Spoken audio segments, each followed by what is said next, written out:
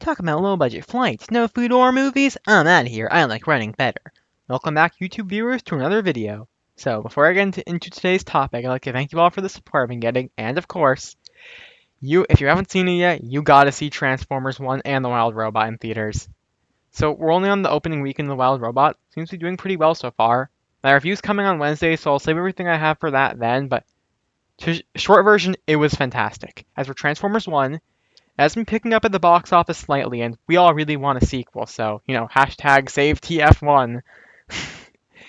Anyway, so, if you saw my ranking every Disney animated movie that I've seen video, you'd know that my favorite Disney movie is Aladdin. I love this one. And I thought, why not make a video on it? It's a classic after all, but I feel like just giving my 2 cents on it since I am not as into a lot of these Disney movies as other people are. You should watch my ranking if you haven't, but as you could tell by that, while I do like a lot of these, there are very few that I just consider to be, yeah, that was great, and this is one of those few. So without further ado, let's dive on into why Aladdin is the best Disney movie. Of course, there's the visuals. While I'd say that The Lion King, which released about 2 years later, definitely looks better. And from what I've seen, I think Beauty and the Beast looks a little better, but this is still probably Disney's third or fourth best looking movie. I don't know, but maybe The Hunchback of Notre Dame looks a little better. The visuals here are just fantastic. Start off with, I think the CGI on the Cave of Wonders looks pretty good. Yes, it has aged noticeably, but I think for what it is, it actually blends into the movie pretty well. And it's not as awfully noticeable as some other things. I'd say that the Disney Renaissance movies did a really good job incorporating CGI into them. Of course, there's stuff like the dance scene in Beauty and the Beast, and I bet you wouldn't even know there's CGI in The Lion King, but the whole swarm of wildebeests, that's CGI. So yeah, that's a really nice visual for this movie, and especially for the time, it must have been really striking. I just show a bunch of other screenshots from this film that all look really beautiful. Look at the inside of the Cave of Wonders. There's all the gold and treasures and jewels and the magic carpet. This is just stunning. It must imagine how long it would have taken to draw all this stuff and to put as much detail as the people do. You really gotta respect people who had to do cell animation. And of course, animators all the time. Or this shot of the palace is just beautiful. This is all really impressive stuff. And other bits like the whole new world sequence, gorgeous. But now I've talked about the songs. So, the start there is Arabian Nights, which plays in the intro. I guess this is the weakest of the songs, which isn't really a surprise, but I still like it. It's very short, but it's good. I think it really does a good job setting the feel of the film, which is definitely what it was trying to do, so I'd say it did it really well. Then there's the next main song we get into, which I cannot remember what it is called, but, I like it with Aladdin being chased away by the guards. Also, by the way, one of the guards is voiced by Jim Cummings. He was in all the Disney Renaissance movies, even if he was barely in them. Because here, it's not like he just has one line. He has something like four. Or he also voiced the hyena in The Lion King that just went, But anyway, yeah, I really like this song. It's not super memorable, but I think for a song or piece of soundtrack in a movie, even if it's not super memorable, it has to at least fit the tone and give you a good impression of what the world is like. And this definitely does a really good job with it. And honestly, I'd say it's probably a little better than I Just Can't Wait to Be King from The Lion King, which, well, maybe they're just about tied. It's kind of hard to judge them. So when it comes to opening songs for comparing these two films, I'd say this has got it beat. It also beats the I Want song from The Hunchback of Notre Dame, which I still liked. But then there's my favorite song, Friend Like Me, that the Genie sings. I'm going to talk about the Genie soon, but gosh, I just love this song. It's so crazy and creative and jovial and funny. Well, not just the song, of course. All the visuals that play here, it's all really nice stuff. But it just really gives you a good sense of what this world is like. In this case, what the genie is like. And it's just fun. That's one of the reasons why I like this movie so much. Then there's, of course, the Prince Ali song, which captures a similar tone, this is probably the second best song in the movie. I really like this one, especially with the genie's whole narration, the visuals of showing how great Prince Ali is. I like this one.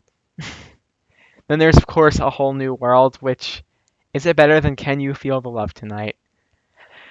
Oh boy, that's really tough. It's about tied.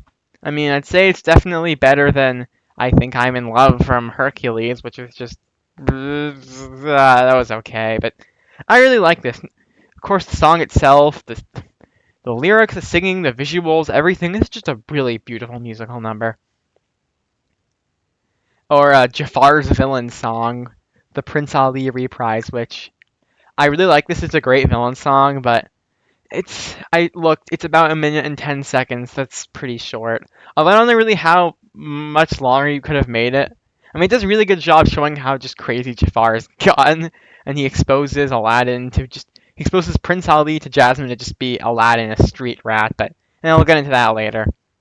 I especially love though I have to say I just love his crazy evil laugh he does at the end, where you can tell he's just gone completely insane as he goes ah, his eyes start turning into spirals. Okay, now to talk about the three main characters, Aladdin, Jasmine, and the genie. So I like how Aladdin is established in the beginning of the movie, where when we first meet him, we see him running away from those guards with the whole musical number, as he said, and well, yes, he is stealing, as he says, gotta live to eat, gotta eat to live, gotta steal to eat. So you can kind of understand why he's doing what he's doing, and I mean, it's not like he stole a huge ton of thing. Obviously, in the real world, you should never steal, but I mean, here, he literally just stole a small piece of bread. I mean, come on. And these people are trying to kill him, seemingly. But you gotta see that he's not all in it for himself. He sees these two poor, hungry kids, and he just gives the bread to them. He understands that they need it more than he does. It makes you actually like him. And eventually he runs into Jasmine, who is mad that her father is forcing her to get married soon, and to just some prince, even though she doesn't like any of these guys. And she just disguises herself as a peasant and wanders into the town, where she runs into Aladdin and he helps her escape the guards. I like this scene.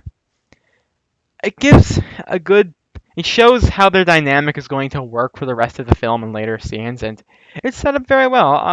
I like this romance plot. It's not the best thing I've ever seen, but I enjoyed it. And then, of course, Aladdin is kidnapped, and he's thrown into the dungeon, while Jafar sneakily tells Jasmine that, oh, you see, they must have already executed him by now, the poor boy. But what really happened, because especially since, Aladdin is not in the prison anymore, because what happens is Jafar disguises himself as an old man, tricks Aladdin into taking him to the Cave of Wonders, and he says, you can take any treasure you want, but you have to give me that lamp. And, well, Aladdin finds the lamp, except when his monkey, voiced by legendary Frank Welker, yeah, tries to take a bunch of the treasure, the Cave of Wonders closes and Jafar gets nothing. But Aladdin rubs the lamp, releasing the genie, voiced by none other than Robin Williams. I've only ever seen him, other than this, I've only ever seen Robin Williams in the thing that made him famous, his episode on Happy Days, which he was hysterical in that, and he is probably even funnier here. I do say the animation is very good. I think part of the reason why the animation here in this movie isn't quite as good as some of the others is because I think they just put a ton of time and money into animating the genie, which was definitely a good call. Because Robin Williams had to improvise a ton of his lines, and you just get so much personality out of the way he moves around and zips around and talks and sings. It's all great stuff, and yeah, he's just really funny. I love his introduction. It immediately tells you everything you need to know about him and he doesn't even say it that much. Well, he does, but you get what I mean. It's just a really great introduction to the character. The genie is easily the highlight of this film. In fact, he's probably the highlight of the entire Disney canon for me. I don't know why, I just find him really funny. But, Aladdin has 3 wishes from the genie, well, with a few exceptions, of course. He can't kill people, he can't bring people back to life, he can't make people fall in love with each other, and, well, he never says it, I'm assuming you can't wish for more wishes. So Aladdin wishes to become a prince so he can marry Jasmine, so he becomes Prince Ali and goes to the castle and all that stuff. And of course, she's still unimpressed by him because she still sees him as just another big stuffy prince, even though her father does like him. And Aladdin is understandably upset by this, but here's something I probably should talk about this before, but when Aladdin is told he has three wishes, he asks the genie, "Well, what would you wish for?" And he says, "Gee, I never really thought about that before." He says, "I wish I could be free. I don't want to be someone's master anymore." So, of the kindness of his heart, Aladdin says, "Genie, I'll use my third wish to make you free." I really like that. I mean, most other people would not do that. They just say, "Okay, yeah, take three wishes, sure," but no. Aladdin's a nice guy. I like that. It's a nice show of character, and again, it makes you actually like him. And since he's the main character, you definitely want to like him. Shark Tale. But eventually, since Aladdin is still in love with Jasmine, of course, he decides he shows up on his flying carpet, but he shows her that he is not. Well, he's still pretending to be Prince Ali, even though the genie tells him, "You should just get rid of this charade. You're not you're not getting anywhere, kid." But he decides to just well, he's still disguised. He shows her that I am a nice guy. He takes her flying on the carpet as a whole new world plays, and it's beautiful. I love this whole sequence. Also, this is the third romantic flight scene I've seen. First is Superman and Lois Lane in the original Superman movie. Then there's this, and then there's the scene that is called Romantic Flight from the first How to Train Your Dragon. I love these types of sequences, and I'd say they out of these three, they just got better as they went along. So, yeah, I really like this scene. But afterwards, Aladdin is caught by Jafar, and Jafar gains the magic lamp, and now he is the genie's master. And speaking of Jafar, let's talk about him. He is one fantastic villain. Is he the best Disney villain? No, I still kind of say that Frollo is the best one. So for me, second place is just tied between Jafar and Scar.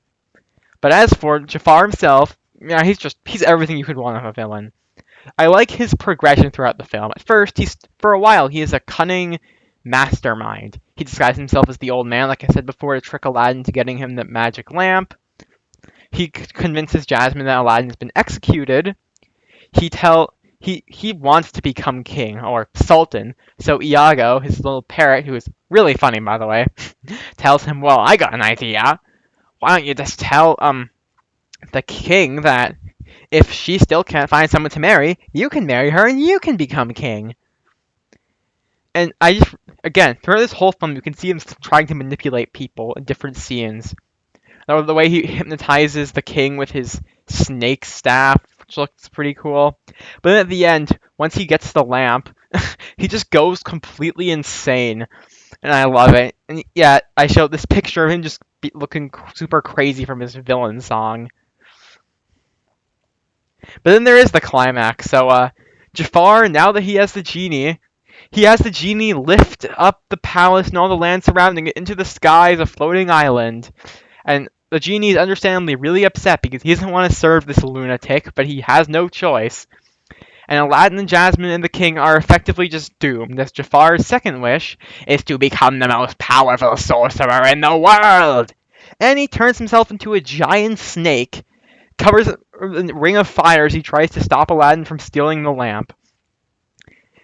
But Aladdin gets an idea with his wish. He tells Jafar that, "Hey, you only have one wish left. Why are you wishing to be the most powerful sorcerer? Why don't you wish to be the most powerful guy ever?" And Jasmine says, "What are you doing?" He says, "Trust me on this one." So Jafar does wish to become the most powerful guy ever, and he becomes a genie with the power to bend the cosmos, which super cool genie design, by the way. But of course, being a genie, that means he has everything that comes with it, including the fact that now he can be trapped in a lamp, and so he is. And Aladdin has caught him, as well as Iago. I love this ending. Well, it's true I always love the hero just coming out on top of the villain by beating him up or something. It's also cool that when a villain is beaten, not just by fisticuffs, but he is beaten with brains. He is beaten in a way that only he can be beaten. There are other examples you can see, stuff like, let me think. Villains. Oh yeah. Well, he isn't technically defeated. You could say that Death in Puss in Boots: The Last Wish. Puss, the only way for him to get rid of him, to get him off his back, is to mature and go through his character arc of learning the true value of life and appreciating what he has. As he's able to stare death in the face and tell you, I understand that you will come for me one day, but I am never going to stop fighting for my life.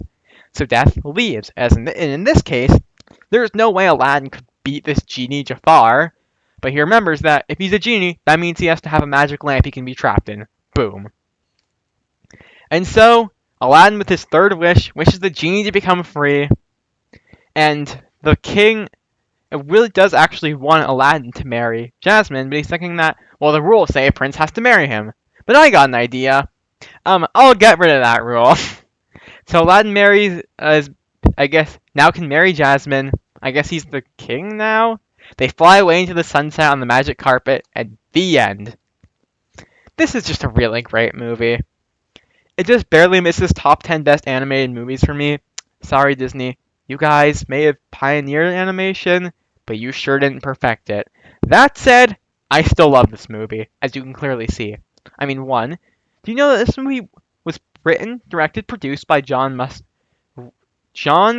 Clemens and Ron Musker, I think are their names. Maybe I'm mixing them up, but they also did Hercules, The Little Mermaid, Moana, Treasure Planet and the Princess and the Frog, and The Great Mouse Detective. Not all of those are winners, but most of them are.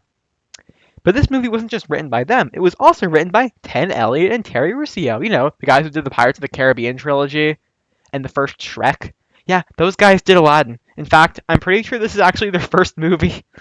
If it is, they really knocked it out of the park. That's probably one of the reasons why this movie just stands head and shoulders above every other Disney movie, in my opinion. There are other ones I really like, but this one is just easily my favorite. So, in conclusion, if you haven't seen Aladdin in a while, you should go watch it again. I think most people can have a great time with this one. So comment down below what you thought of this, because I enjoyed making this video.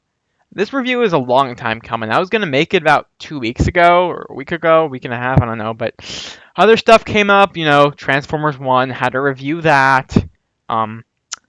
There's whatever else I did last week, I can't remember. But I'm glad I finally got oh yeah, my 200 subscriber special. I really wanted to get that done, so I had to put this off. But now it's done, and I'm very proud of it. So that's all for now. And as always, keep on juicing.